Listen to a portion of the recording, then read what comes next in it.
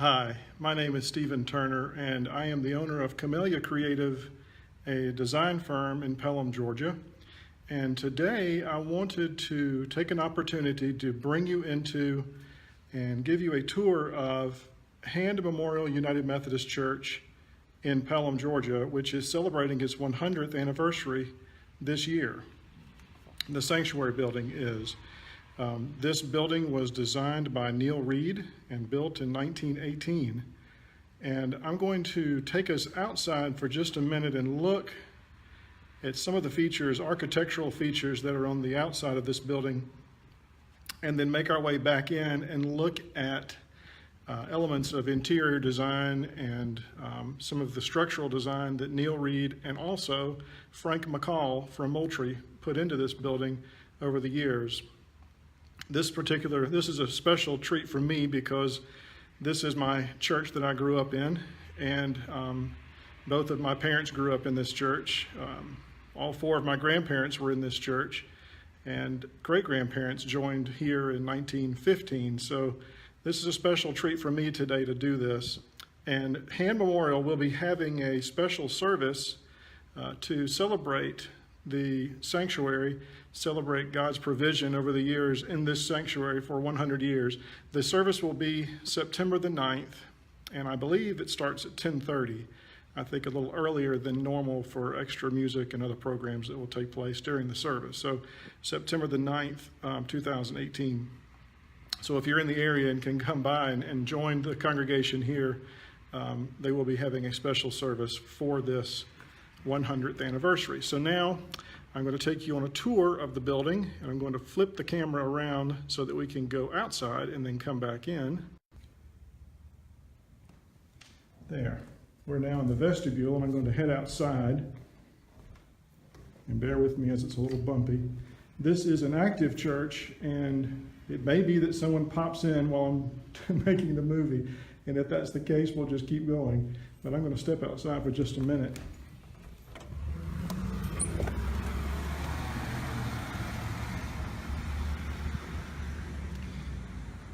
Hand Memorial was, as I said, built in 1918, and this is the exterior.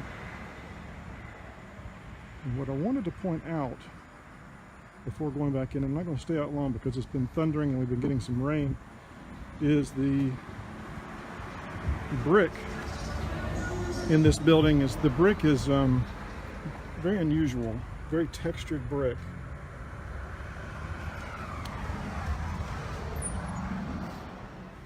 We'll talk about that, and then I'll bring that brick back up in just a minute. As I said, this is the vestibule when you first come in the room.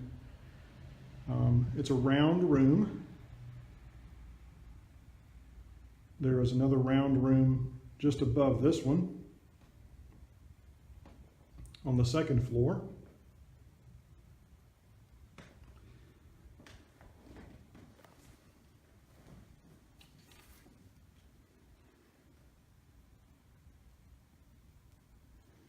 I'm going to talk a little bit about the history of the church. Hand Memorial was established in 1878. This is the third building. The first was a very small, crude wooden structure. The second wooden building stood on this site and was built in 1898. Some 20 years later, it was too small and was sold to St. Peter Missionary Baptist Church right outside of town, which it was moved, and they used that building for many, many years until I believe it burned. But this is the third building that Hand Memorial Congregation has had. And as I said, it was designed by Neel Reid. Neel Reid was an architect from Atlanta, from Macon originally. But at the time that he designed Hand Memorial, he was living in Atlanta. He is very well known throughout the design world in this country, especially in Georgia. Neel Reid has done a tremendous amount of beautiful buildings, houses, commercial buildings in Atlanta. Most famous for his houses in Buckhead around the early 1900s until the 20s when he passed away at a very early age. I don't know that this may be the church that he ever designed. I know there's another church that Neel Reid designed in Griffin. It's an Episcopal church. But this church may be one of only two that he did.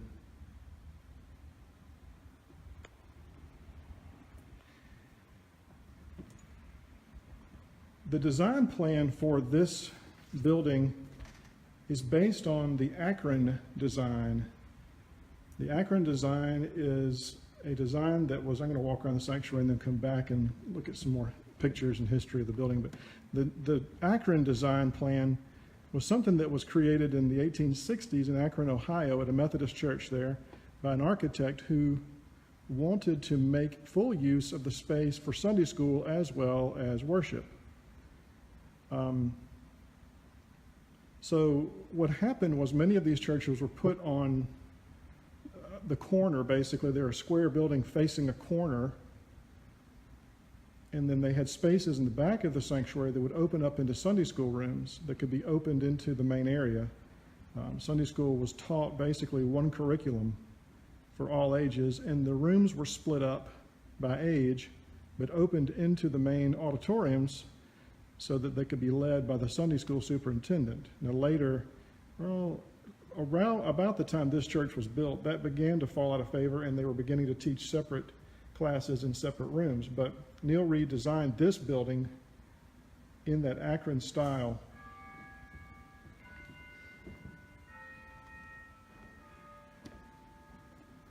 The original interior of this church was somewhat different, and I'll talk about the renovation in a little bit. This is the original. Picture was taken of the interior in 1918, just after construction. And notice the choir loft in the front, and there's an alcove there, a cove, above where the choir would sit. This is a shot of the outside of the church soon after it was constructed. There, Hand Avenue was a dirt road.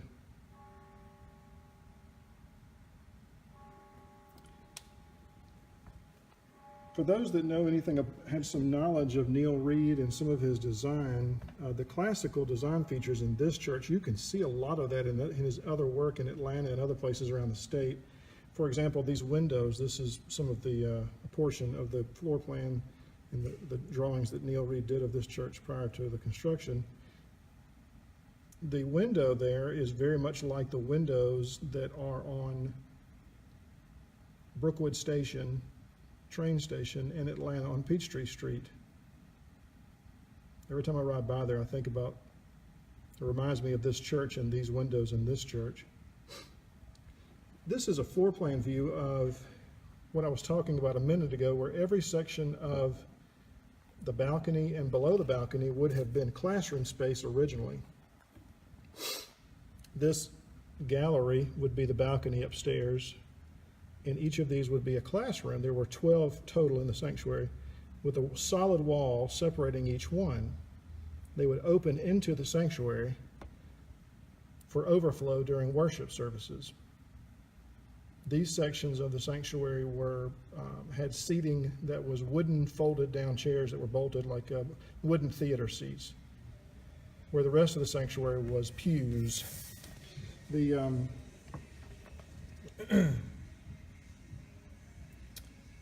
These rooms were, like I say, open so that they could be taught by a superintendent or a single teacher that would be standing on the podium in the sanctuary. The sanctuary remained like this for most of from about 1918 until the late 1970s, early 80s, and I'll talk about that now. This is the choir loft taken about 1979, 1980. Chimes were added later. Those are not original, but where the chimes are there in that picture, Neel Reid had designed a space for a future pipe organ. However, a pipe organ was never installed. An electronic organ was, and that was what was used most of the time until the late 1970s, when the gift of a pipe organ was going to be given to the sanctuary and to this church but in order to accommodate the size of the pipe organ, the choir loft would need to be renovated and reconfigured. And this is another shot during a church service, I think about 1980. And you can see the old choir loft there. And again, in this picture, another service. That's Hugh Davis, Dr. Davis there at the pulpit. He'll be preaching on September the 9th, coming back to this church to do that service. Because the organ was going to be too large for this space, the choir loft would need to be renovated, which then led to the decision to go ahead and renovate the rest of the sanctuary. This was 1980, 1981. It was decided to hire Frank McCall from Moultrie, another prominent Georgia architect. Frank McCall drew plans that would accommodate the organ but also update the rest of the sanctuary. In Frank McCall's plans, they were to do away with the old partitions and open up the entire area under and above the balcony to create more seating for the congregation. And you notice those pews, the design of those pews is different from the original pews that are here. These are the original pews that were here in 1918. So Frank McCall's plan was to open that up and give more seating, which was very necessary and a great improvement from what had been there before. And this is the same on both the top and the bottom. The balcony is the same way. There's seating above as much as there is below.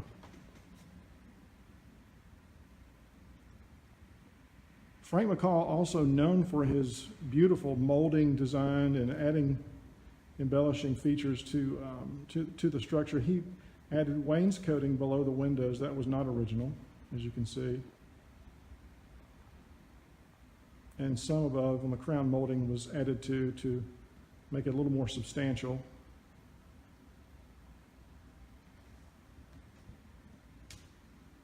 You can see the molding around the door there is different from the original.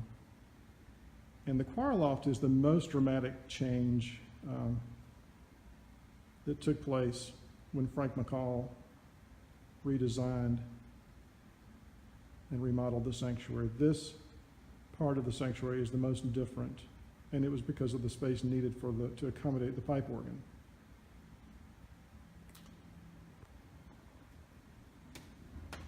The windows in this church are also,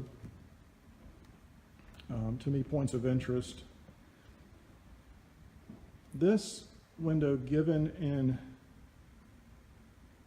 memory of J.L. Hand, the founder of Pelham, is original. It was here when the sanctuary was first opened to worship in 1918. The Bradford McKelvey window on the other side was, I think, in the 1940s. I may be wrong, but was sometime later than the original 1918 J.L. Hand window. Until 1918, this church had been known as Pelham Methodist Church. After construction in 1918 of this building, a large portion of the $35,000 that it took to build this building was given by Mrs. J.L. Hand in memory of her husband, J.L. Hand, the founder of Pelham, who had died 2 years before. So the name of the church changed to Hand Memorial United Methodist Church, or Methodist Church at that time.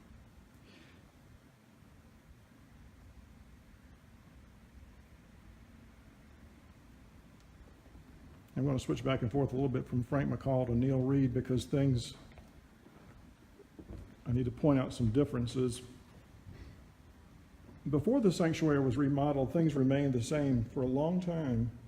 This is the exterior of the church, probably about 1955 or 50, somewhere in there. And notice the dome on top, a Neel Reid design. In 1974, the dome, and this is a portion of the blueprints drawn by Neel Reid of the dome that I thought were interesting. The dome, I did not know this till looking at this, that the dome was actually constructed in a way that it would be able to support the weight of a heavy bell. And I noticed future bell was listed here, but was never installed. A tin roof on the dome, along with an iron finial on top. In 1974, after Mrs. J.L. Hand had passed away, the Hand family, gave a steeple and replaced the dome with a steeple, which is now what the church looks like. This is a drawing that I did of the sanctuary a couple of months ago, and the steeple is how it currently looks. And that was what was added in 1974 and replaced the dome.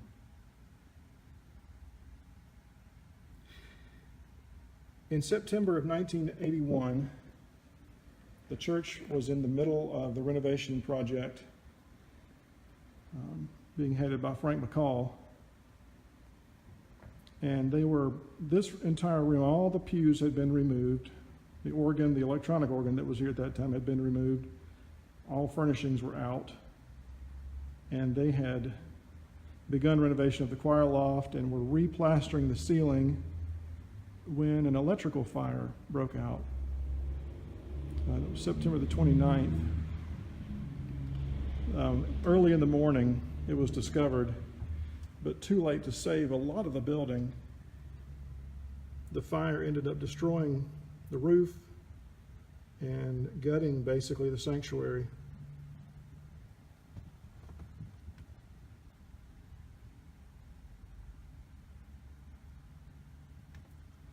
This picture is interesting to me of the fire because it shows a fireman in the middle window there on the second floor in the balcony. And you, of course, can see the sky through there because the roof at that point had collapsed. But below him, it's dark in those windows, and it shouldn't be because you should be able to see light through there as well.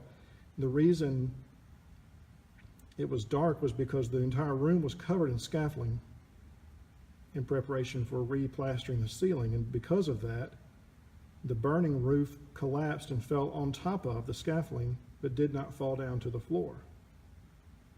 And because of that, the original hardwood floors in this room were saved.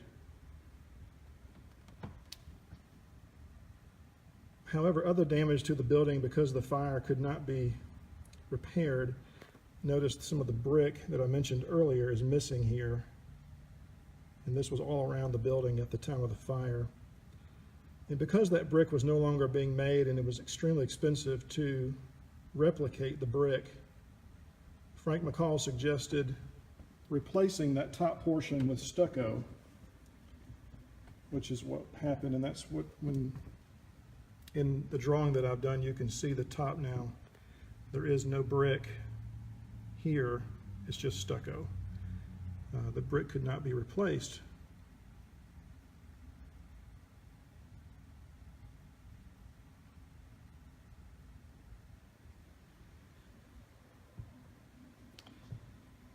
The congregation worshiped in the social hall for 2 years while the renovation, fire, and then rebuilding took place. The first Sunday in the sanctuary was in March of 1983 in the new renovated sanctuary.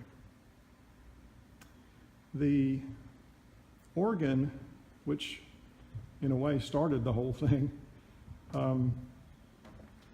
had been being built in Vermont by David Moore, and it was still in his barn and being worked on there while the fire took place and the reconstruction and the rebuilding of the sanctuary. The organ was installed a year later in March of 1984. And I want to say some things design-wise about the organ. The case came from an organ, 1857 pipe organ out of Vermont from a congregational church there. David Moore had found that, bought it, and had saved it and was storing it. And when he was asked to build an organ here, came down, looked at this church, and said, I have the perfect case for this sanctuary. Notice the arches on both sides of the organ case are very similar to the arches in the windows.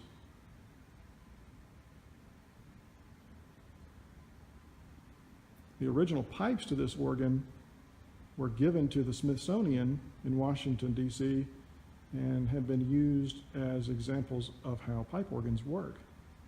David Moore replaced the pipes, enlarged, basically raised the height of the original case because this is a bigger organ than it was originally designed for. So hence the pipes on both sides that would not fit in the case, those are pedal pipes, but that's what gives it the appearance that it has now.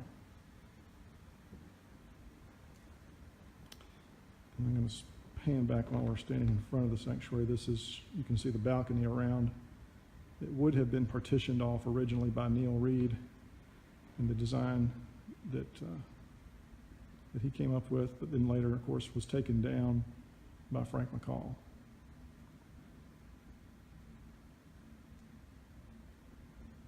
And a good view of the Bradford McKelvey window here.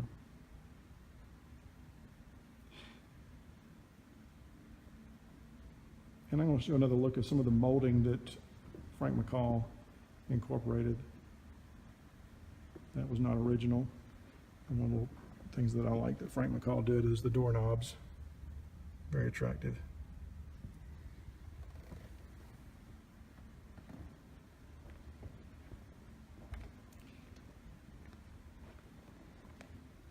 I'm going to take a little personal liberty though now, and as I said, this church has a lot of history for me and my family, and so I wanted to show a few pictures and mention something before I play the organ in a minute. This picture was taken in 1922 on the front steps, and you can see the doors of the sanctuary outside originally had windows. Those were replaced when Frank McCall remodeled. But this little girl on the front is my great aunt, G. Eubanks, and she was in kindergarten. This picture in 1947 of the men's Bible class is interesting to me. I remember a lot of these gentlemen in their latter years when I was a kid. My grandfather's in this picture there. And the last remaining living person from this picture just passed away several months ago. That's Robert Powell there on top, for those who know him. But they are also standing in front of the sanctuary, and you can see the windows and the doors behind them. This is the choir in about 1970. And I bring this up because this church has a long history of good church music, and is where I got my first exposure to that. My grandmother being the organist here for over 30 years, and then my father there in the choir.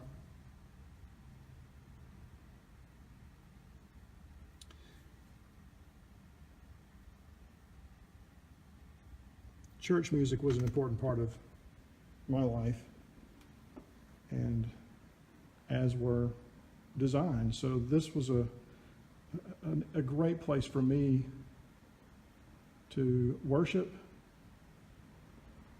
to learn about God, but also be exposed to and learn about design and music, all in one place.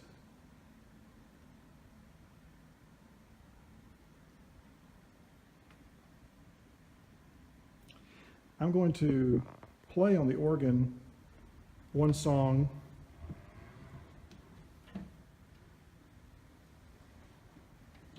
that I think is appropriate for the service that is about to take place in September, and also one that I will probably play that Sunday. The church is one foundation. I'll play that and then wrap up the video about Hand Memorial.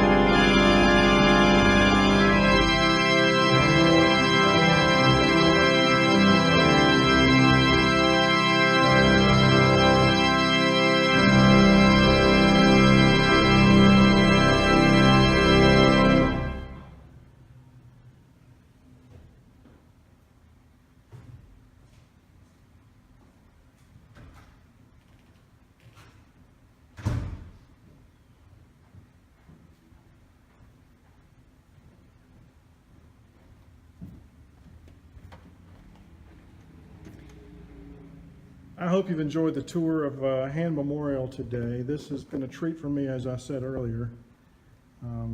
I could say a lot more about it. There's a lot more history that I could touch on. If you have any questions about it, about Neel Reid or Frank McCall, or any of the design characteristics or anything that I've talked about today, shoot me an email at Camellia-Creative-design@gmail.com, and you can also visit us on our website. This video will be posted there, as well as on our YouTube channel. The website is Camellia-Creative.com. And I'm looking forward to keep checking back, because I'll be doing some videos, other videos on other towns and some other things highlighting the history, architecture, interior design aspects of these buildings. And I appreciate you joining me, and see you next time. Thanks.